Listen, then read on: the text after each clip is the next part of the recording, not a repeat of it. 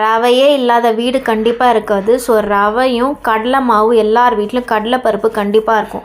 அதை அரைச்சி அந்த கடலை மாவு வச்சு இன்றைக்கி ஒரு சூப்பரான பேசன் மில்க் அல்வா செய்யலாமா? செம்மையாக இருக்கும். நாக்கில் வச்சோன்னே கரையிற மாதிரி ஒரு சூப்பரான ஸ்வீட்டு. ரொம்ப ஈஸியாக செஞ்சிடலாம். ஈவன் பிகினர்ஸ் கூட சூப்பராக ட்ரை பண்ணலாம்.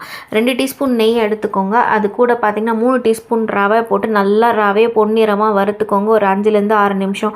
1 கப்பு கடலை மாவு எடுத்திருக்கேன். அந்த கடலை மாவையும் போட்டு ஒரு 15 நிமிஷம் கண்டிப்பாக மீடியம் ஃப்ளேமில் அப்பப்போ நெய் வேணும்னா ஆட் பண்ணிக்கோங்க. நான் வந்து ஒரு 3லேருந்து 4 டீஸ்பூன் நெய் லாஸ்ட் வரைக்கும் ஆட் பண்ணிகிட்டே வந்தேன்.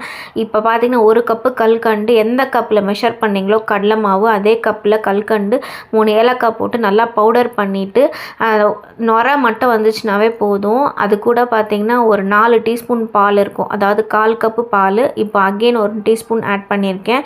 போட்டு மீடியம் ஃப்ளேம்லேயே வச்சு நல்லா ஒரு 12 நிமிஷம் அந்த நெய்யெல்லாம் ரிலீஸ் ஆகி சும்மா தளன்னு கன்சிஸ்டன்சிக்கு வரும்போது நல்லா முந்திரி பருப்பு ஃப்ரை பண்ணி அதில் எடுத்தால் சூப்பரான பேசன் மில்க் அல்வா. கண்டிப்பாக தீபாவளி ட்ரை பண்ணுங்கள்.